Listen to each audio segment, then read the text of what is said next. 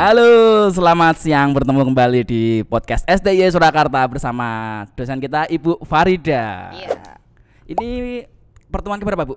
Pertemuan kedua. Oh, tentang teori akuntansi bab penalaran ya? Iya, oh, penalaran. Oke. Oke. Nah, langsung aja Pak Adi. Langsung aja nggak Pak Bu? Langsung. Jadi penalaran. Nah, teman-teman, penalaran. Kita akan kenalkan kemarin di pertemuan pertama itu kita ngomongin masalah apa sih teori akuntansi. Terus tujuannya buat apa gitu kan? Untuk perbaikan kebijakan kedepannya, untuk mengatasi masalah. Salah satu teori akuntansi itu ada untuk itu, gitu kan? Nah, sekarang di bab kedua yaitu penalaran. Apa sih sebenarnya penalaran? Sebelum kita masuk ke sana, harusnya kita akan sampaikan dulu apa sih yang akan kita bahas dalam pertemuan kedua ini. Nah, yang pertama pengertian penalaran itu sendiri. Yang kedua konsep penting dalam penalaran itu. Terus yang ketiga artikel terkait tentang penalaran. Nah, kenapa sih Bu kok ada artikel terkait? Misalnya ada pertanyaan kayak gitu ya. Nah, karena teori akuntansi ini kenapa sih ditaruh di akhir, kan kemarin udah disampaikan untuk bisa kayak mengambil kesimpulan sekaligus bisa menjadi dasar nanti teman-teman menulis tugas akhir, entah itu skripsi ataupun artikel ilmiah, kan bisa menjadi dasar gitu kan.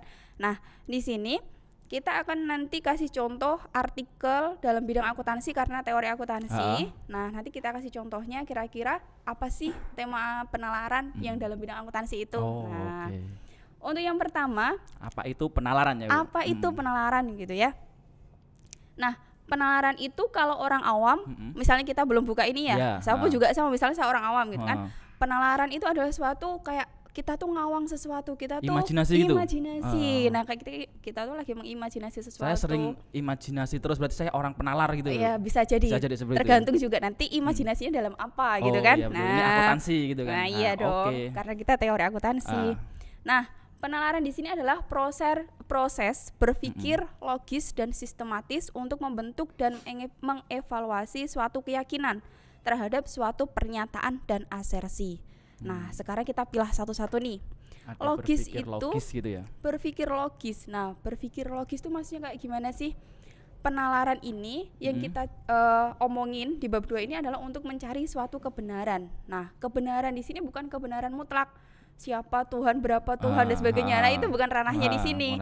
Tapi kalau kebenaran di sini adalah kebenaran secara ilmiah.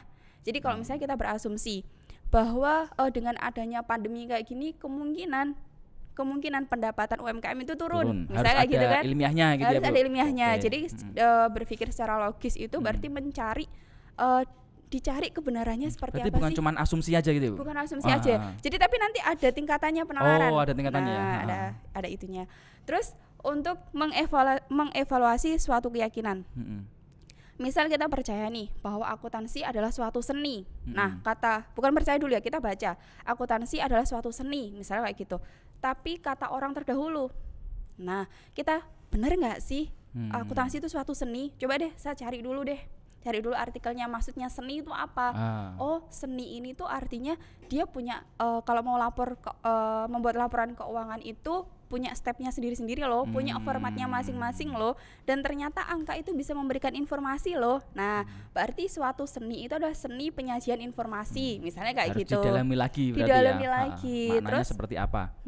Terus yang tentang pernyataan di sini. Nah, pernyataan di sini adalah suatu teori. Bisa jadi teori-teori yang dinyatakan. Kayak tadi, akuntansi adalah seni. Itu kan ada teori terdahulu menyatakan seperti itu. Berarti itu bagian dari pernyataan. Gitu. Terus atau asersi. Nah, di sini merupakan sarana untuk menyatakan suatu keyakinan, sedangkan penalaran merupakan proses untuk mendukung keyakinan tersebut. Jadi penalaran merupakan proses untuk mendukung keyakinan tersebut. Berarti kita dapat teori. Keyakinan kita nalar untuk mendukung hal itu. Ya, jadi misalnya gini, ada teori nih. Akuntansi adalah tadi kan. Ya, betul. Terus kita nalar, kita pikir. Terus kita cari buktinya. Kira-kira bukti itu mendukung nalar kita, mendukung teori tersebut atau tidak. Misalnya gitu, sehingga kita memperoleh keyakinan apakah itu benar atau salah. Nah, gitu. Nah, bisa jadi teori tersebut itu berasal dari fenomena tentang ekonomi, tentang politik, tentang realitas alam, tentang sosial, semuanya. Jadi penalaran itu walaupun kita ngomongin tentang teori akuntansi, tidak hanya akuntansi aja, tapi penalaran itu luas seperti kata Pak Adit tadi, bahwa kita tuh sering berimajinasi loh, apakah aku tuh orang yang suka penalar, maksudnya satu bagian dari penalar kayak gitu kan. Nah, jadi semua hal, kayak misalnya Pak Adit lagi ngomongin bisnisnya, supaya ini lagi pandemi, kira-kira apa sih yang bisa bikin orang itu bisa beli produkku, misalnya gitu, bisa beli produkku, nyari-nyari gitu ya. Iya, jadi kita ingat, oh kayaknya deh kasih promo, kata teorinya sih promo itu bisa menarik gitu kan. Nah, terus ini kayak pengertian penalaran dari penelitian terdahulu, nanti teman-teman bisa baca sendiri karena nanti saya akan share juga PPT-nya di GC gitu kan. Terus unsur, inilah 3 konsep atau unsur penting dalam penalaran. Ada 3. Yang pertama asersi atau pernyataan tadi. Argumen, pencarian bukti yang logis. Terus keyakinan, menerima bahwa pernyataan tersebut benar. Kayak gitu. Tapi kalau dia menerima nggak benar berarti gimana Bu keyakinannya? Misalnya gini, contoh kalau misalnya akuntansi adalah seni misalnya gitu kan. Mungkin ada 2 orang berbeda gitu kan. Iya, 2 orang berbeda. Terus dia menyatakan, saya tuh nggak percaya deh kayaknya itu. Terus setelah dia membuktikan ternyata hasilnya itu dia lebih yakin bahwa akuntansi bukanlah suatu seni. Misalnya yang lain kayak gitu. Oh, berarti saya yakin bahwa misalnya akuntansi adalah seni tadi, itu salah. Salah. Itu tidak benar. Karena apa? Karena teori ini yang mendukung teori B kayak misalnya. Jadi gitu. Sebelum memutuskan itu kita harus nyari ibaratnya nalar dan sebagainya. Jadi kita lebih yakin gitu lebih kan. Yakin. Betul. Nah, terus habis itu ini contoh asersi. Kalau misalnya dalam dunia akuntansi, statement aliran kas. Jadi kayak laporan arus kas kayak gitu. Bermanfaat bagi investor dan kreditor. Itu adalah pernyataan kan. Gitu. Belum tentu agak sih gitu-gitu lah gitu kan. Terus aku misalnya penasaran nih Mas. Kayak penasaran. Kira-kira aku tuh kira-kira kalau aku sebagai investor bermanfaat benar nggak sih? Kalau aku jadi investor aku harus invest dulu. Coba deh aku tanya-tanya sama para investor dulu deh kayak gitu kan. Akhirnya tahu gitu kan. Kayak gitu kan. Kira-kira benar-benar bermanfaat atau enggak. Terus yang kedua, perusahaan besar akan memilih metode MPKP. Jadi kayak FIFO, first in first out. Nah, itu perusahaan besar benar nggak sih kayak gitu? Kita anggap perusahaan besar tuh yang mana sih? Kalau kita ngecek dari aset dan sebagainya, lebih mudah kita ke BEI. Kalau OJK itu kan laporan keuangan perusahaan yang go public kan. Nah, kira-kira dia metodenya pakai FIFO, LIFO atau average gitu kan. Nah, terus informasi sumber daya manusia harus dicantumkan di neraca. Benar nggak sih? Padahal selama ini kita neraca tuh ngomongin kas, terus ngomongin piutang, ngomongin itu. Apakah benar informasi sumber daya manusia itu perlu dicantumkan di neraca? Kita list, kita cari kayak gitu. Terus contoh dari argumen. Jadi 3 konsep tadi kan asersi, argumen sama keyakinan. Gitu kan? Nah, di sini contoh dari argumen. Karena akuntansi menganut kesatuan usaha ekonomik, beberapa perusahaan yang secara yuridis terpisah harus dianggap sebagai satu kesatuan ekonomik kalau perusahaan-perusahaan tersebut ada di bawah satu kendali. Oleh karena itu, laporan konsolidasi harus disusun oleh perusahaan pengendali. Jadi ada sebab akibat kayak gitu. Jadi itu adalah suatu argumen. Jadi kalau kita berargumen bukan sekedar ngomongin aja, tapi kenapa sih kamu bisa berpendapat seperti itu? Itulah yang disebut dengan argumen. Nah, yang selanjutnya adalah contoh keyakinan. Kita meyakini bahwa informasi sumber daya manusia harus dicantumkan dalam neraca. Ini keyakinan kita. Iya, keyakinan kan tadi asersi, pernyataan seperti itu, asersi seperti itu. Terus kita argumen, cari argumen pendukungnya. Terus habis itu kita memperoleh keyakinan. Seperti ini toh. Ya, gitu. Terus meyakini bahwa dalam sektor publik, pemerintahan kayak gitu ya, anggaran merupakan alat pengendali dan pengawasan yang paling handal. Misalnya kayak gitu. Nah, itu suatu keyakinan yang sebelumnya ada asersi dulu, ada tindakan atau argumen tadi, ada sebab akibat, hasilnya adalah keyakinan. Oke. Jadi sebelum kita menentukan keyakinan, kita harus tadi dulu ya, ada asersinya dulu.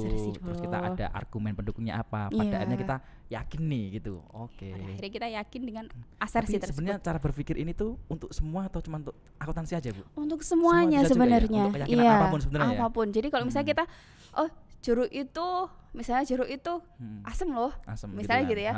Asem gitu loh, kan. Benar nggak sih jeruk itu asem? Ternyata saya nyobanya yang jeruknya yang manis, misalnya yang manis kayak gitu. Oh berarti argumen dari orang itu salah misalnya karena saya membuktikannya manis. Ternyata ada orang lain lagi yang meneliti bahwa kata si A itu manis, kata si B itu asem. Terus dia mencoba ngecek lagi, oh ini dalam dua buah ini ada yang asam, ada yang manis, yang benar yang mana sih?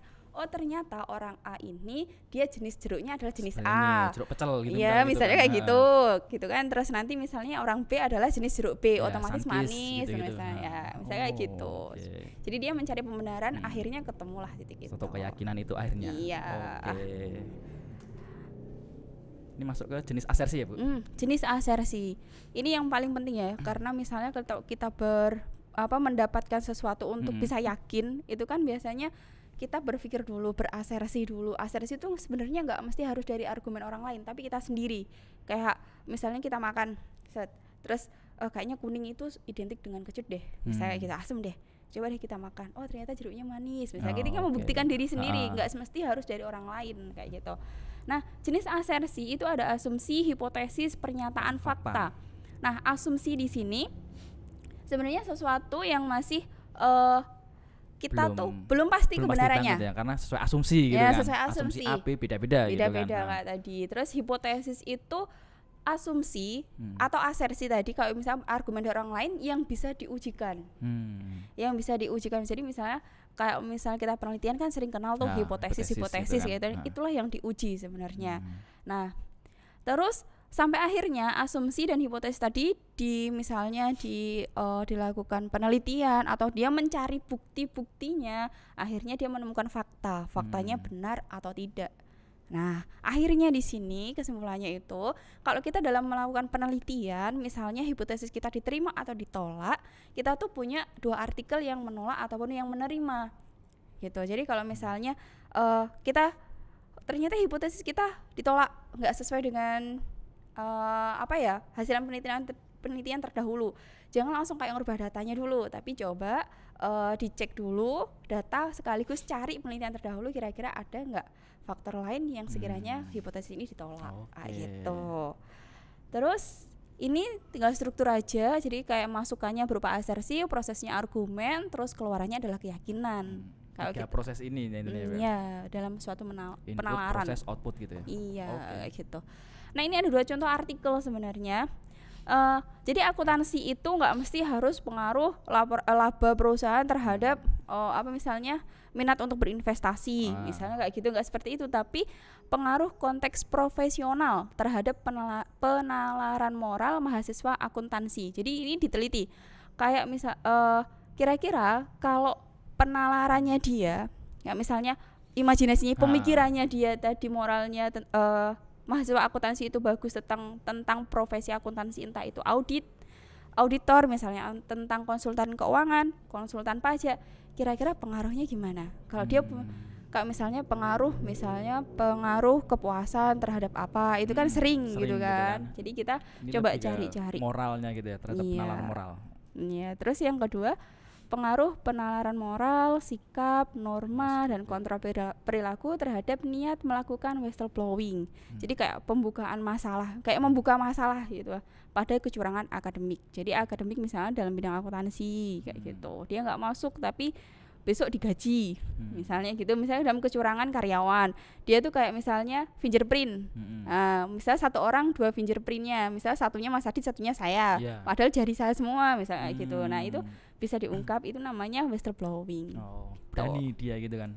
Gimana? Berani untuk mengungkap. Berani itu untuk mengungkap kayak gitu. Jadi untuk teman-teman semuanya nanti pesannya untuk penulisan artikel, terus untuk skripsi, teori-teori akuntansi maupun teori-teori manajemen yang nantinya ya, khusus ini di akuntansi, itu teman-teman jangan langsung terpaku pada akuntansi itu harus kayak gini loh, harus kayak gini loh. Gitu kan. Ternyata luas gitu kalau dibaca, penelitiannya luas ternyata. Iya, jadi luas banget. Jadi nggak mesti harus ini Rayane kalau perilaku moral kayak gini itu bukan bidangnya akuntansi. Nah, padahal ada itu. Juga gitu padahal ya. ada juga penelitian akuntansi yang itu yang penelitian ya. Jadi teori akuntansi untuk mendukung itu lah sebenarnya. Betul. Gitu. Penelitian yang baru nantinya. Ya. Anti mainstream lah. Anti mainstream. Nah, itu. Kan. Oke. Oke. Lagi berbeda? Sudah. Cukup sampai sini aja. Berarti tadi intinya lebih ke asersi, argumen sama keyakinan ya. Iya. 3 unsur itu untuk penalarannya Untuk seperti penalaran. itu. Nah itu, jadi penalarannya bisa untuk hal apapun, bukan untuk teori akuntansi, tapi untuk di bidang-bidang apapun juga. Bidang apapun cara juga. berpikirnya seperti itu. Iya. Oke. Cukup? Cukup. Nah, oke, demikian podcast kali ini bersama Bu Farida tentang teori akuntansi pertemuan kedua ya. Oke, terima kasih waktunya. Wassalamualaikum warahmatullahi wabarakatuh. Waalaikumsalam warahmatullahi wabarakatuh.